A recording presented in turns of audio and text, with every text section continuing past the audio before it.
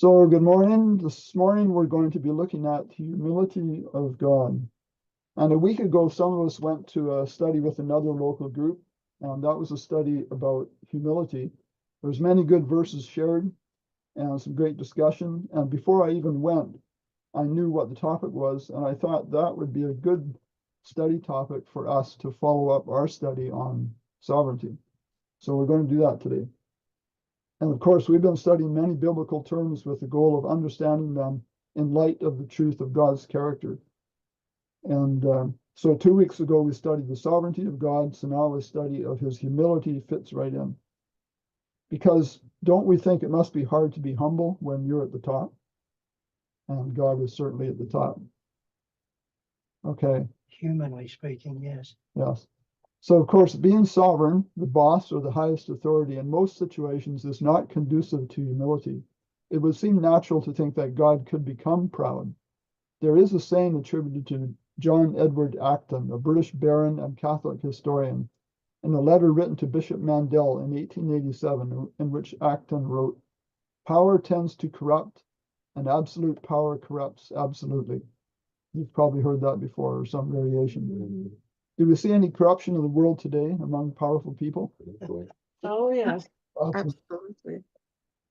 If God is sovereign, so there's no one over him that he must answer to, and he also has all power in the physical sense, wouldn't we, in our experience, expect there to be a risk of corruption on God's part? You'd almost think that could happen. I think so, except God can't be corrupt. Okay, because why would that happen? His happen? Character to be God corrupt. is love. Because he's love, yeah. Okay, so God has the attribute, he has many attributes, but the primary feature of his character is other-centered love, isn't it? Yeah. And also there's no higher position God could attain to or struggle to reach, right? He's already at the top. So there's no point in being corrupt, because most people who want more power. That's why They're corrupt because they're after more power or more money or or something. But he owns everything, and yeah. And he has all power. He has all power, so he doesn't need to be corrupt. So when we did the study a week ago, we started with this verse. He hath showed thee, O man, what is good. What doth the Lord require of thee, but to do justly, to love mercy, and to walk humbly with thy God? Okay, so there's many good verses were shared in that study, showing us the need for humility, and we were reminded of the need for that quality in our lives. So to walk, it says to walk humbly. To walk has as a figurative meaning one's manner of life or conduct. Does walking with God suggest living in a godlike manner? Does that make sense? Mm-hmm. Yeah. There's a scripture that says we ought to walk as Jesus walked or something. Okay, yeah, I should have. That is. I should put that in here. One of the Johns or Peter. It's near. I'll add that later. Mm-hmm. Okay, Genesis 5:22, Evans. And Enoch walked with God, and he begat Methuselah 300 years, and begat sons and daughters. Thank you. And then Genesis 6:9, Judy. This is the genealogy of Noah. Noah was a just man, perfect in his generations. Noah walked with God. Okay, so there's two people, and there may be others, of whom it is said they walked with God. So there's a suggestion there of walking with God in humbleness, in the sense of walking or behaving or living as God does. Both God and Enoch or Noah were acting in a similar manner. So how do we walk with God in humility? How do we achieve humility? Actually, we're told, let's see what Colossians 3:12 says. Michael. Put on, therefore, as the elect of God, holy and beloved, bowels of mercy, kindness, humbleness of mind, meekness, and long-suffering. Okay. Achieving a goal often involves measuring progress to assess the best way to get there. And many would do that by comparison. And here's a verse about comparison that's interesting, Paul. Yeah, like this. For we dare not class ourselves or compare ourselves with those who commend themselves. But they, measuring themselves by themselves and comparing themselves among themselves, are not wise. Okay, so that's not a good way to do it. So Micah 6:8 says, walking humbly with thy God. The walking is not how you physically walk, but it is the way you conduct your life governed by your mind, your character. Isn't humbleness a quality of the heart, which is really the mind? Mhm. But then we have a problem because look at what Jeremiah 17:9 says. Dorothy? The heart is deceitful above all things and desperately wicked. Who can know it? Okay, thank you. Yes. And then Jeremiah 13:23. Evans, can you read Jeremiah 13:23? May ye also do good that are accustomed to do evil. Okay, God says to walk humbly, but that apparently is not in our hearts to do, at least not enough. And we can't change it on our own. So what is the solution? It's suggested here in Ezekiel 36:26. I will give you a new heart and put a new spirit within you. I will take the heart of stone out of your flesh and give you a heart of flesh. Okay, so how does he do that? How does he give you a heart of flesh and make or keep you humble? Well, the next verse tells you somewhat. I will put my spirit within you. That's how. Okay. But is putting his spirit within us just kind of reprogramming us, say? Flipping the switch from proud to humble? I think in a way. You know, we've got to want this. We've got to, what would be the words? We want to become like he is, right? Right. We want to follow his way. Yeah. So we've got to want it implies that he won't do it to us. He won't reprogram us or anything unless we are willing. Correct. Okay. Because he won't force us. Right. That's the point we want to get. If he starts fiddling very much with the software in your brain, pretty soon you are no longer you. Okay. You have to make the decisions. And actually, how he does it is well laid out in this verse, 2 Corinthians 3:18, Michael. But we all with open face, beholding as in a glass the glory of the Lord, are changed into the same image from glory to glory, even as by the Spirit of the Lord. Okay, so we need to look at examples of God's humility. You might not have even thought about God's humility before, but so when we start looking, it's surprising how many there are. There's quite a few of them. And let's start with 1 Corinthians 3:4, Paul, 13:4. Okay. Love suffers long and is kind. Love does not envy. Love does not parade itself, is not puffed up. Okay, and now let's read it from the New International Version. Dorothy. Love is patient, love is kindness. It does not envy, it does not boast, it is not proud. Okay, Yeah. so if it's not proud, then it's humble, right? It's humble, yes. So there are verses saying he is humble, although we want to see humble in action, not just words. Okay, we're told not just to talk the talk, but also to walk the walk. And the question is, does God do the same? So it helps me to know that God himself is humble. So let's look at that. Was Jesus humble? Zechariah 9:9, Evans. Oh, rejoice, O daughters of Zion, shout, O daughter of Jerusalem. Behold, the King cometh unto thee. He is just and having salvation, lowly, and riding upon an ash, and upon a colt the foal of an ash. Okay, thank you. And I put here the this word lowly. I've got the definition. There's a few different humble or lowly. Okay, let's look then at Matthew 11:29. Judy. Take my yoke upon you and learn from me, for I am gentle and lowly in heart, and you will find rest for your souls. Okay, so in that case, the lowly is tapinos, maybe. And I put the definition for the word here, lowly in spirit or humble is one of the definitions there. Okay, let's go to Philippians 2:5-8, Michael. Okay.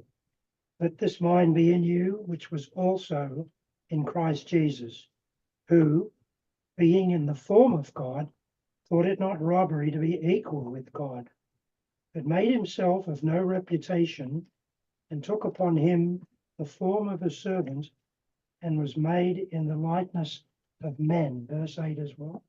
Yes. And being found in fashion as a man, he humbled himself and became obedient unto death, even the death of the cross. Would you call that even an extreme example of relinquishing sovereignty and stepping down? Absolutely. Actually, from the highest to the lowest, right? Yep. And to serve rather than be served. Yeah. Okay. Now, this is interesting as we make the transition from talking about Jesus to talking about his Father. John 14:9. Paul. Yeshua said to him, have I been with you so long, and yet you have not known me, Philip? He who has seen me has seen the Father. So how can you say, show us the Father? Okay. If you've seen me, you've seen the Father. So he is suggesting that his Father is just like him. Would that include in humility? Yes. Okay. It does not act disgracefully. It does not seek its own. It is not provoked, does not keep an account of wrong suffered. He's talking about love again. Yeah. Okay. Thank you. So if a person is proud, they will not admit they're wrong. They will think they are the best. Okay. If they're proud, and will insist on having things their way because, like, I know best, they might say. But love doesn't do that. Okay. So Dorothy read this from the New American Standard Bible. Now let's read it, New International Version. Evans. Or Lord, it doesn't not insist on its own way. It is not irritable or resentful. Okay, good.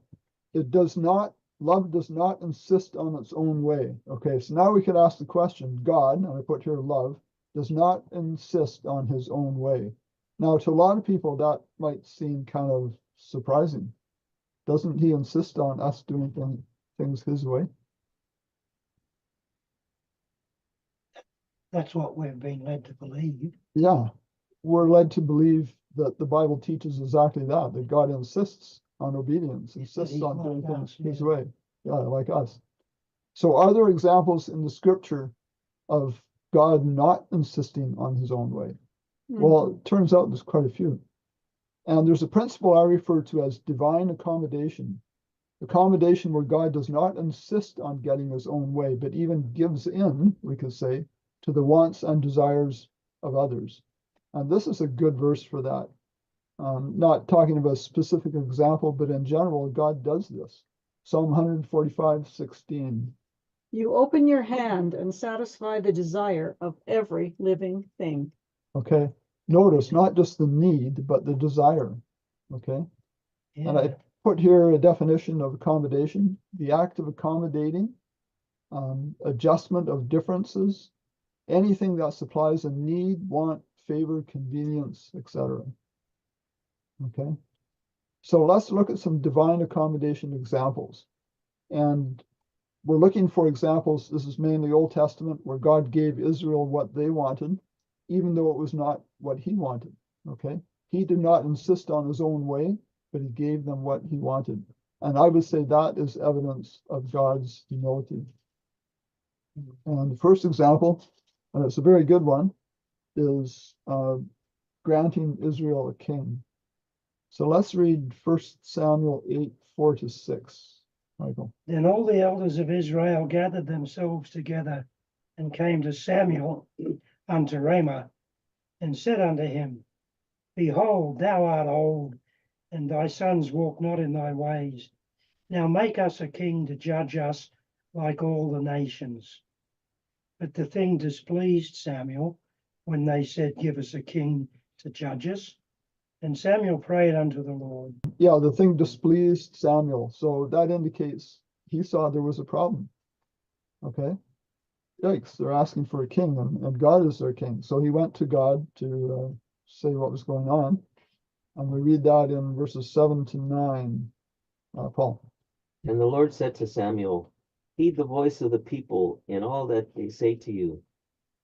For they have not rejected you, but they have rejected me, that I should not reign over them, according to all the works which they have done since the day that I brought them up out of Egypt, even to this day, with which they have forsaken me and served other gods.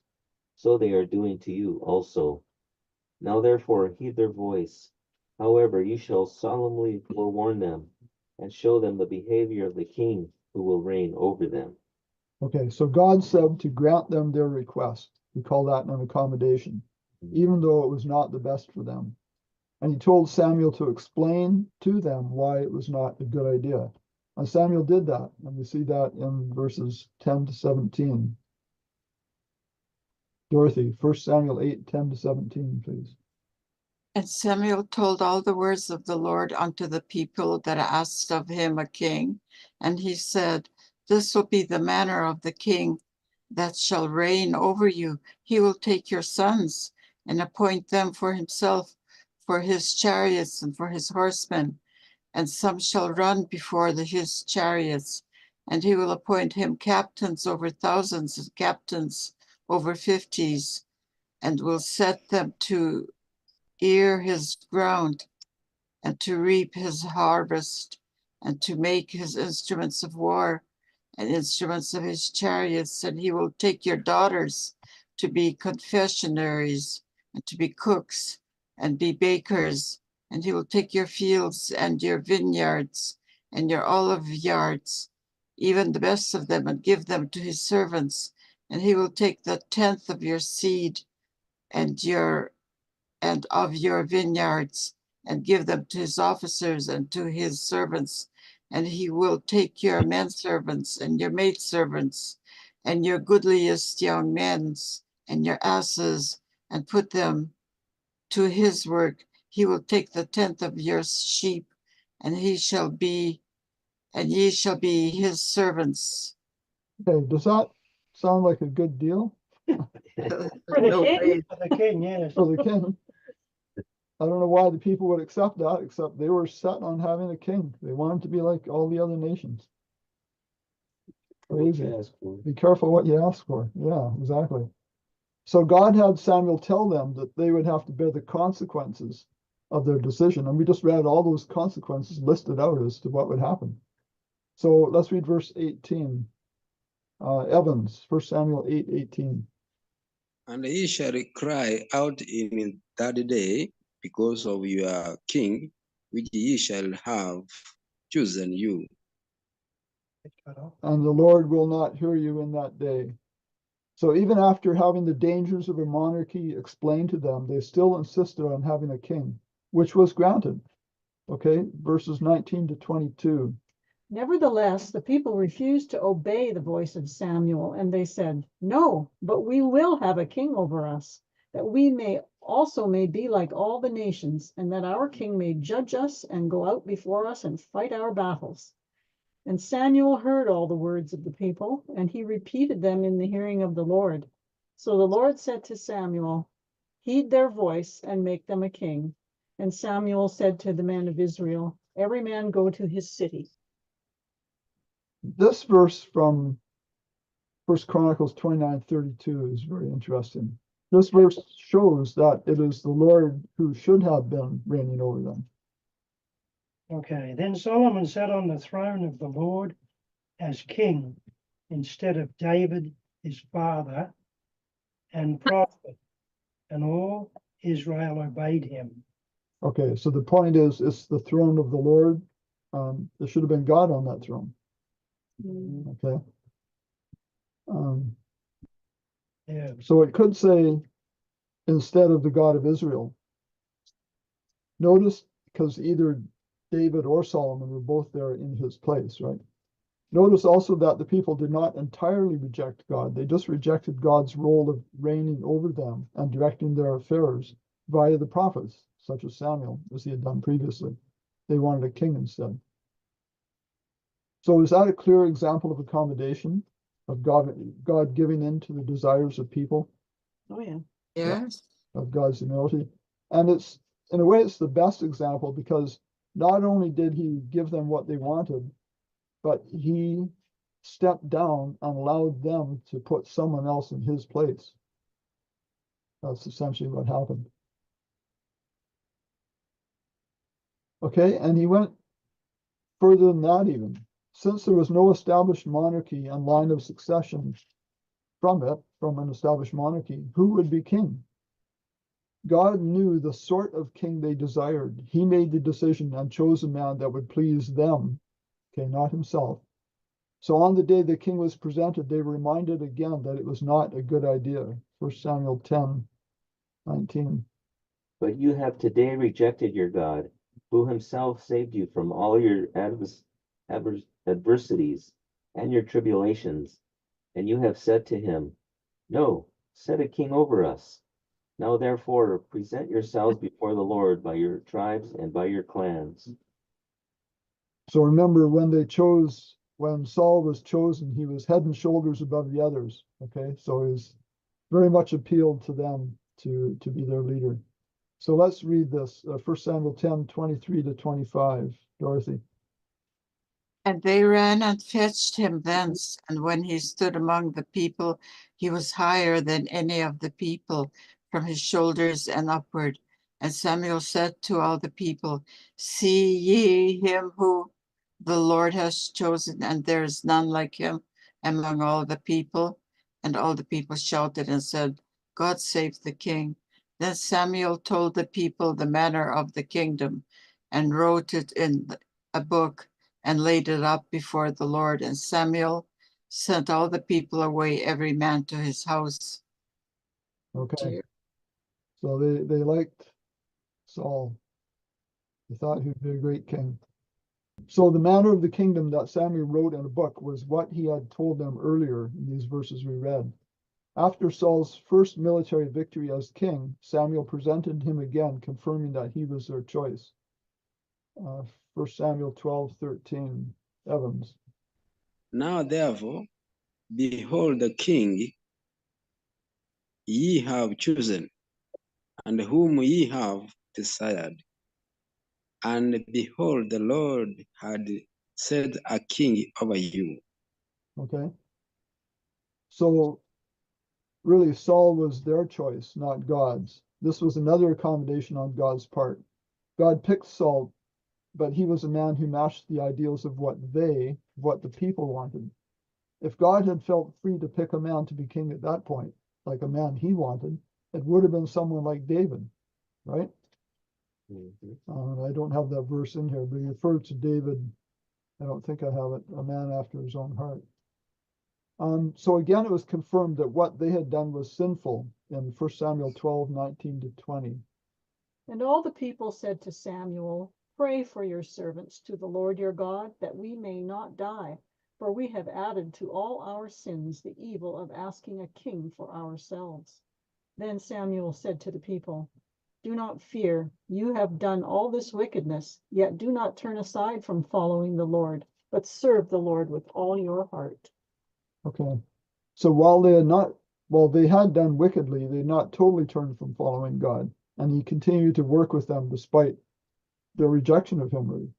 That's humility, I would say. And even when Saul didn't work out, God continued allowing the monarchy, but he personally chose the second king. Okay, here we have about David, 1 Samuel 13:14. Okay. But now thy kingdom shall not continue. The Lord hath sought him a man after his own heart, and the Lord hath commanded him to be captain over his people, because thou hast not kept that which the Lord commanded thee. So God, while not approving, worked with them within the choices they had made. And we know that God did not approve of Israel having a monarchy, but he continued to accommodate them. And where did that lead? Wasn't to a good place, was it? No. No, not at all. So this verse shows that to begin with, God was their king. 1 Samuel 12:12. And when you saw that Nahash, king of the Amorites, came against you, you said to me, no, but a king shall reign over us, when the Lord your God was your king. Okay, so God was their king. And ultimately, they, or at least their future leaders, said in John 19:15, Dorothy. Away with him, crucify him. We have no king but Caesar. Oh dear. Yes, oh dear, that's pretty much ultimate rejection there. Certainly would have stung, wouldn't it? Yes, absolutely. God was hurt very much about it, I think. Think how he must have felt when he heard that. Yeah, Mhm. exactly. Now we're going to look at, I've titled this Moses Turns God Down. And it's another good example of God accommodating. So remember, God met Moses at the burning bush and gave him the good news about this plan to deliver Israel from Egypt. And it was good news to Moses even. Of course, he had been there and his people were there until Moses learned that he was to be the one to lead them out. That didn't excite him very much here. Let's read Exodus 3:10, Evans. Come now, therefore, and I will send to thee unto Balaam, that thou mayest bring forth my people, the children of Israel, out of Egypt. Okay, so God's plan was to send Moses to Pharaoh to speak on his behalf and negotiate, or we could say even demand, Israel's release.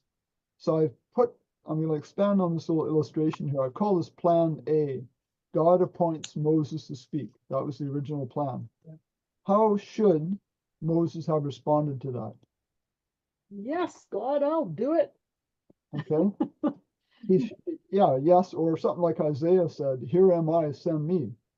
Okay, that would have been a good response. Mhm. But let's see what Exodus 4:10 says about that, Judy. Then Moses said to the Lord, O my Lord, I am not eloquent, neither before nor since you have spoken to your servant, but I am slow of speech and slow of tongue. Okay, so Moses objected with an excuse. Why did he do that? Maybe he truly felt that No he trust. Didn't trust? didn't trust. Yeah. And Judy, you said, Maybe he truly felt he couldn't do it. He just felt inadequate. Yes, he did. Might have been fearful of going back to Egypt too. yeah, I mean, he had fled there, one Right. thing, yeah. So it was either a legitimate concern or he just wanted out or some mixture. We don't know exactly. Okay. But anyway, he objected. So we've got God appoints Moses to speak. That was plan A. And this line down here is showing Moses' objection. I'm not eloquent and am slow of speech. So Moses was making excuses, basically saying, no thanks. And how did God reply? Did he strike Moses dead?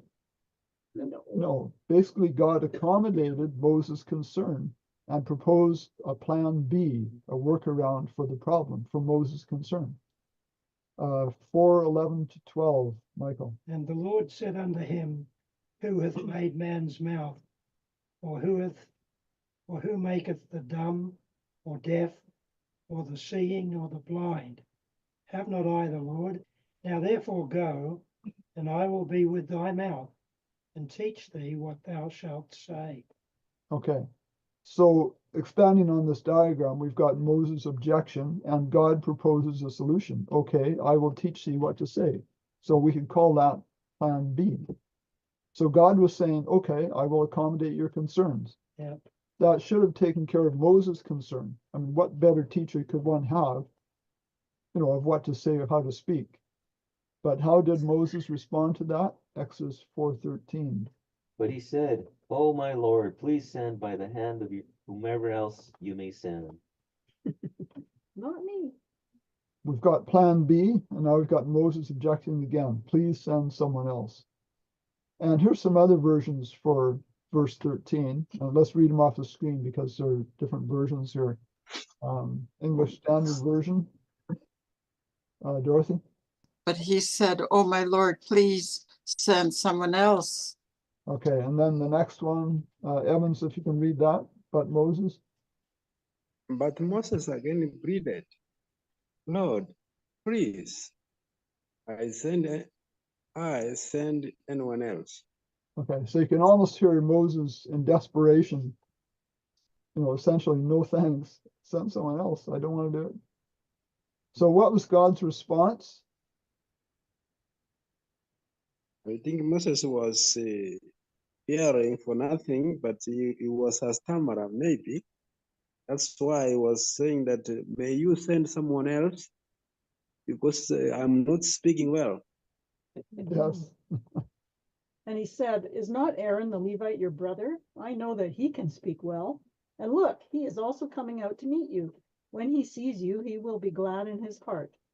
Now you shall speak to him and put the words in his mouth.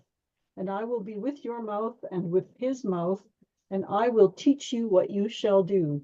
So he shall be your spokesman to the people, and he himself shall be as a mouth for you, and you shall be to him as God. Okay, does that sound conciliatory? We could use that word on God's part. Is God giving in just partly to what Moses wants? Yep. Isn't he trying to make it easy on Moses? Yep. So now let's read verse 14 again, noticing the first part that I left out above here. So Exodus 4:14, Michael. And the anger of the Lord was kindled against Moses. And he said, Is not Aaron the Levite thy brother? I know that he can speak well. And also, behold, he cometh forth to meet thee. And when he seeth thee, he will be glad in his heart. Okay, so does the anger of the Lord was kindled, having those words in there, seem like a contradiction? Well, it depends what you mean by anger, I suppose. Yeah. So it depends on how you define anger or wrath. And I put the link in here because we've talked about that before, but it's there if anyone wants to go see. So now we have God humbly giving in to Moses and agreeing to send Aaron, and we could call that plan C. Okay, so God appoints Moses to speak. Moses says, no thanks, I can't talk well. Moses said, I'll teach you what to say. Moses objects again, send someone else. And then God, in anger or wrath, says, okay, I'll send Aaron. And we can call that plan C. And finally, in verse 18, it says, and Moses went. So no more objections. He finally went. And the later history, when you look at the golden calf incident, showed that Aaron, in that position of spokesman for Moses, caused problems for Israel, with the golden calf especially. So it was not the best arrangement, certainly not God's original plan, his plan A, yet he made another accommodation to meet Moses' concerns. So the account of this concession leading to plan C starts with the anger of the Lord was kindled against Moses, followed by not a punishment for disobedience, not even a rebuke, but simply by suggesting an alternate arrangement that would be more acceptable to Moses. It could be that the anger was simply his withdrawal to not be with Moses' mouth as originally proposed, and to instead appoint an intermediary spokesman. There was certainly no indication that the anger was what we would commonly understand to be anger. There were no words of reprimand, no angry actions were mentioned. In fact, consider what was said. The angry Lord mentioned Moses' brother. He complimented Aaron's speech. He said Aaron was coming to meet Moses. He said Aaron would be glad to see Moses. And he said that Moses would be to his brother as God. Is there any angry words in there? No. It's even hard to imagine those would be spoken in an angry tone of voice. And surely Moses would have been glad to see his brother after 40 years. Because he had been away from Egypt that long.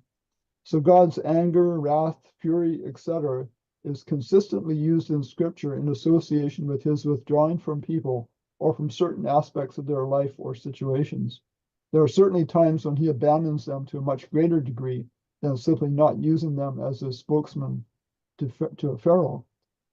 If they are abandoned or given up to their enemies, to themselves, or to destructive forces of nature, much worse consequences can come. So Moses was not giving up on or rejecting God. He simply did not want to be God's spokesman. No doubt he lost a blessing through his reluctance, but God accommodated his wishes. And this whole story, we can see it follows a pattern of, and notice the color coding here. First of all, man sinning, then God in wrath or anger accommodates the sinner, and finally trouble comes. And that's referred to and explained more on this page. And I've actually found 70 examples of that pattern in scripture, and I'm sure there's more. So we can lay it out here. Moses' sin of distrust caused the Lord's anger or wrath, which was manifested in him accommodating at Moses' own request, in the sense that he would then not use Moses directly as a spokesman to Pharaoh, as he had proposed, and instead he appointed Aaron in Moses' place in that role. And we know the trouble that resulted later from Aaron holding that position of authority, which was the golden calf incident. So even though it was not what was originally proposed by God, not his plan A, God accommodated Moses' concerns and went with plan B and even plan C. So I've put here, just to show the pattern a bit more, this word SWAT here. So the S is man sins, and typically I'll use green for that because the first sin was in the green garden. And then the W is God in wrath or anger, because the color red is used for, red hot anger. And W, we can actually put the word weeping in there. That comes into it. And we'll see some verses. And then the A is accommodates. God accommodates or yields to man's desires. We could say God leaves back to the blue sky. Okay, that's why I use blue. Might just be leaving in the sense of leaving man to his own results of his own choices. And the T is the trouble that comes from another source, not from God. Okay, and orange is the color for warning. So the weeping even comes into this here. Let's look at Isaiah 63:9. Paul. In all their affliction he was afflicted, and the angel of his presence saved them. In his love and in his pity he redeemed them, and he bore them and carried them all the days of old. Okay, so God himself was afflicted, this is saying. Okay, let's go to Mark 3:5. Dorothy. And when he had looked round about on them with anger, being grieved for the hardness of their hearts, he saith unto the man, Stretch forth thine hand. And he stretched it out, and his hand was restored whole as the other. Okay, with anger being grieved. So in a sense, the being grieved is defining or describing the anger. Yeah. Luke 19:41. Evans. And when he was come near, he beheld the city and wept over it. Okay, thank you. So the main points of the story as far as God's humility goes is basically God said to Moses, go give this message to Pharaoh. Moses said no. And God said, okay, have it your way. I've put a little diagram here to kind of show how this works. This little man here is within this blue hedge of God's law. It's God's law of protection. And often what happens is man breaks out of the hedge. He desires to go after sin. Okay, so he steps outside of God's law. And the question when he does that is, does God honor free will? And we've got two choices, either yes or no. If God did not honor free will, then God would basically be putting man all the time back into this enclosure. I've even put, a piece of plywood and a hammer and nails here covering it up. He won't let man out to do what he wants to do. And the result, if God dealt with our choices that way, would be that man is protected and controlled. Protected, but controlled and with no free will. Not allowed to step outside of that. If God honors free will, which I believe he does, then God leaves the breach open. If we break open the wall because we want to step outside of God's law, he lets us do that. But the result will be that we experience the consequences. We're free, but we reap the natural results of that choice to step outside of God's law. And here's just kind of another version of the same thing, shown in a different way. God's law is meant as a hedge of protection. Wanting what is out there, we sin, causing breaches in the hedge. Okay, so it's breaking this open. That gives Satan access to tempt and harass us. And some people will rebel, rejecting God's law entirely and step outside of his protection. And then they are entirely unshielded from Satan's attacks. Okay, but thank God we can turn to him in trust, and he will restore that hedge again and protect us. Okay. Yeah, you don't want to end up in this situation. Okay, stay within God's law and you'll be safe. Okay, now we're going to look at another principle, another example of accommodation. That is where God gave them quail. Okay, here's a nice picture of a quail. It's not like the quail we have around here, of which we have many. But this is a quail, the European quail. And I've got an article here and I've got the link. You can go and read the whole thing. I'm just going to read a couple of highlights. This is from sciencenordic.com, and this is a very new article, actually. In the Old Testament, the book of Numbers recounts that many Israelites died after the consumption of this poisonous bird during their exodus from Egypt. The first sentence just identifies the exact species and talks about their tissue or the presence of poison in their flesh. Interestingly, quails are poisonous only during migration, and more specifically, while they are flying certain routes. Okay? Now, the rest of this doesn't correspond exactly, but it's pretty close, and it suggests the possibility that what could have happened was these quail were migrating because they, murmured and complained and wanted this flesh food. God accommodated that desire and basically withheld his protection, as when he withheld his protection about the serpents in the wilderness. The winds blew these poisonous quail in and people died. Okay, now here's an interesting verse, Ezekiel 20:23-25. Also, I lifted my hand in an oath to those in the wilderness that I would scatter them among the Gentiles and disperse them through the countries, because they had not executed my judgments, but had despised my statutes, profaned my Sabbaths, and their eyes were fixed on their fathers' idols. Therefore, I also gave them up to statutes that were not good and judgments by which they could not live. The King James just says, wherefore I gave them also statutes. Judy read the New King James, I gave them up to statutes. Okay, either way, he allowed them to have their free will. This word gave is the Hebrew word nathan. And actually, this is a good example of the fact that many Hebrew words can be translated in a great variety of ways. This original word nathan is translated 116 different ways in the King James Bible. That's quite a few choices for the translators. And it's often done in a permissive sense. Like, not that he gave them because he wanted to, but he gave them in the sense he allowed them to have something. Okay. Okay, let's look at this. This is another accommodation. God allowing the Israelites to go the route of warfare. Okay, not his original plan again.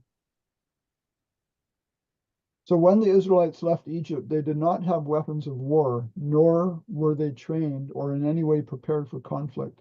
It was not God's intent that they should even see war. Okay, and I don't have it in here, but remember he said that he would drive the Canaanites out. That he would take care of that for them. So Exodus 13:17, Michael. And it came to pass, when Pharaoh had let the people go, that God let them not through the way of the land of the Philistines, although that was near. But God said, lest perhaps the people repent when they see war, and they return to Egypt. Okay, any comments? We certainly didn't want them to even see war, experience it at all. Yeah, he didn't want them to fight at all. No. There was lots of them, like it could be a big army, but had women and children, flocks and herds, had no military training, no weapons when they left Egypt. However, it seems that the Israelites, seeing the dead Egyptian soldiers on the seashore after the Red Sea incident, acquired their weapons.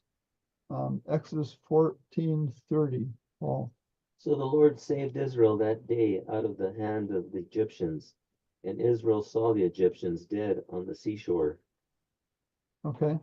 So in taking those weapons, Israel made a decision that they would use arms in their own defense rather than waiting on God who had promised to defend them. That is an assumption, isn't it, Ray? I was just going to say that. It's an Verse 30 assumption. doesn't specifically state that. It's just something that we can see no other way around them acquiring weapons. Oh. Certainly God wasn't going to give it to them. And as slaves in Egypt, they wouldn't have been allowed to have weapons, I wouldn't think. Yeah. It's an assumption, but it's an assumption based on it's just reasonable. I mean, they wouldn't have been given weapons. It doesn't say they were given weapons when they left Egypt. It's a good assumption. Yeah, a good assumption. And they Okay. didn't have the means to make weapons. And when they first used the weapons against the Amalekites, who were, remember, they came from behind and were killing the stragglers, basically. That was early on. That was before Sinai. And they already had those weapons. They must have, because they fought a war against an armed enemy. Okay. And God's actions in the Old Testament must be consistent with what Jesus taught. I and my Father are one, he said. And here's something Jesus said about weapons, about a sword. Matthew 26:52. Put up again thy sword into his place, for all they that take the sword shall perish with the sword. Okay. So can you see that this is another example, Israelites choosing warfare and how God dealt with it? Another example of accommodation on God's part, which reflects his humility, right? Now we'll look at another one here, allowing divorce. So let's read about God's original plan for marriage, Genesis 2:24, Dorothy. Therefore shall a man leave his father and his mother, and shall cleave unto his wife, and they shall be one flesh. Okay. So the New Testament actually gives a reason for God later allowing divorce. Matthew 19:5-8. Evans. And I said, for this because shall a man leave his father and mother, and shall cleave to his wife, and they twain shall be one flesh. Wherefore they are no more twain, but one flesh. What therefore God had joined together, let no man put asunder. They say unto him, why did Moses then commanded to give a writing of divorce and to put her away? He said unto them, Moses, because of the hardness of your hearts, suffered you to put away your wives. But from the beginning, it was not so. Okay, so Deuteronomy, book of Deuteronomy includes this allowance in the statutes and judgments related by Moses, the allowance to do this here. Deuteronomy 24 and verse 1. When a man takes a wife and marries her, and it happens that she finds no favor in his eyes because he has found some uncleanness in her, and he writes her a certificate of divorce, puts it in her hand, and sends her out of his house. So where it says gave statutes that were not good, would this be an example of one allowing Yeah. divorce? Yes, absolutely. Yeah, I would Okay. think so. But it was God accommodating their situation, basically. And before this was given, Moses saying, let him write her a bill of divorce. That was kind of like an honorable discharge, you can almost say. Because before that, a man who wasn't happy with his wife would just basically boot her out the door. And she had no rights, nothing. And this kind of gave more rights and more legitimacy to her position, I guess. Okay, and there's other examples. We won't go through them, but he allowed slavery. That's not within God's ideal. He allowed polygamy. Remember, many of the patriarchs, even Abraham in that era, were polygamous. He allowed capital punishment. Okay, God doesn't want to see death, but it was necessary in a sense to maintain order. I mean, he gave us governments, etc. Sacrifices. Yeah, a couple of other examples I put there.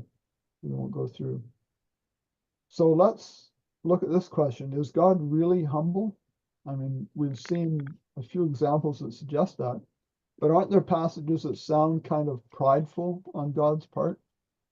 We'll look at a few. I didn't get much time on this. We could probably think of other ones, quite a few of them actually, but it needs to be understood in the right way.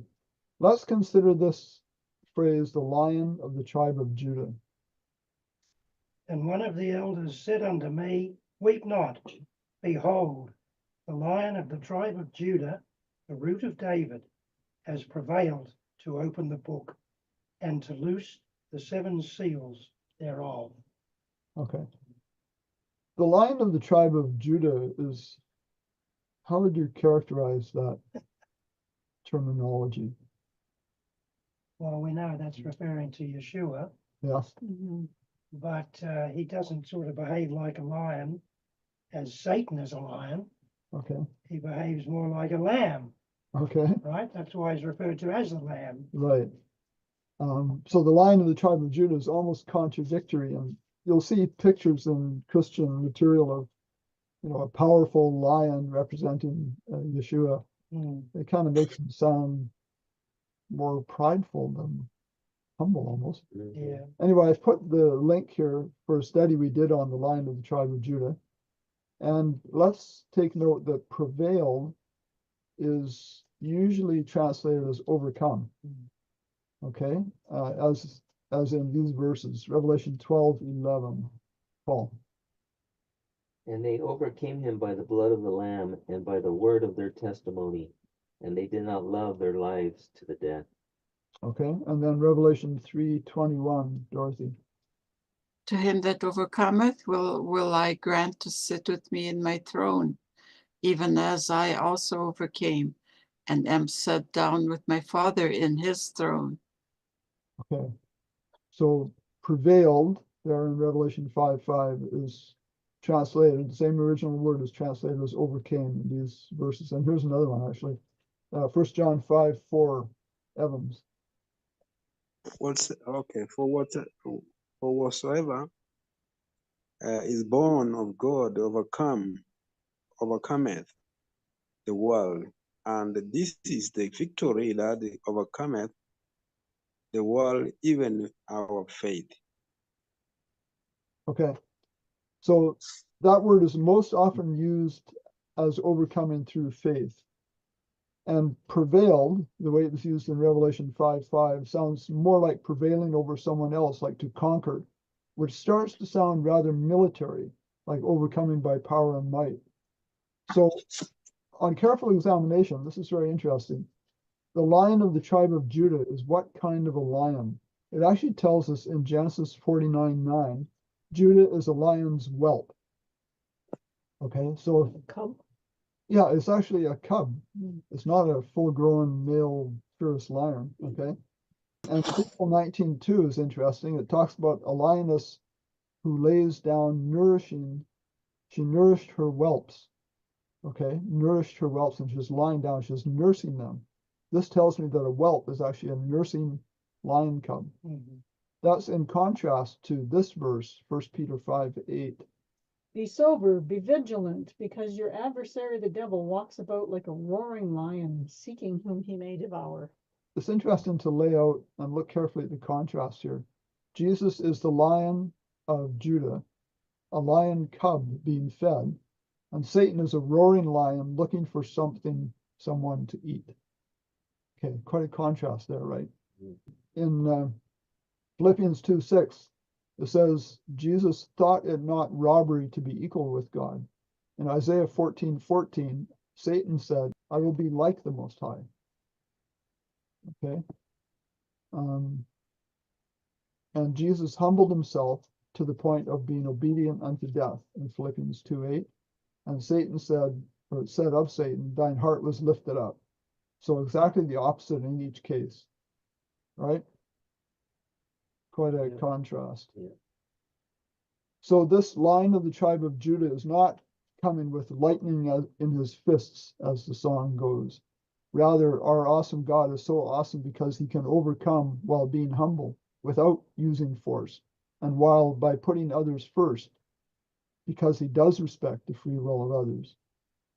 You know, we're just looking at things that might suggest that God has pride, perhaps, and trying to sort those out.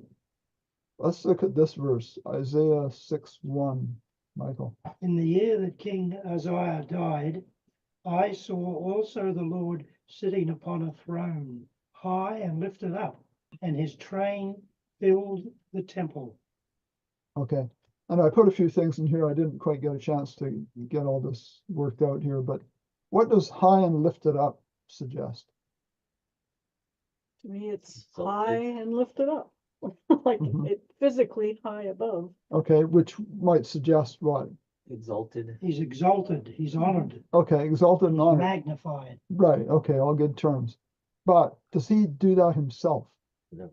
No, Of course not. Okay, so how is he high and lifted up then? as we exalt him, or people exalt him, or the Okay, angels exalt him. angels exalt him. Someone mentioned physically. Mhm. We know I think it's in Ezekiel, it talks about cherubim lifting his throne and moving him around.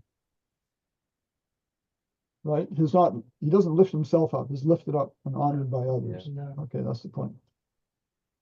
Okay, a few verses I did get here. You shall have no other gods before me. Okay. So that's basically doing away with the competition almost. Mhm. But there's got to be a reason he says that other than pride, if God is actually humble. Okay, let's read Isaiah 46:9. Remember the former things of old, for I am God and there is none else. I am God and there is none like me. Okay. So why does God say things like that? And like I say, we can probably find other verses. It sounds kind of like exalting self.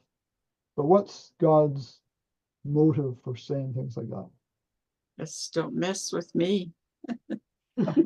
Oh, okay, the way you said it, Dorothy. Don't mess with me or else. No, not where else. Just don't mess with me. I've got the power, and he has. Okay, that's still sounding kind of. Okay, what's another way of thinking of that? Well, he knows that his way is the best way for the people that he created. If they follow other gods, that's not a good thing, because they demand,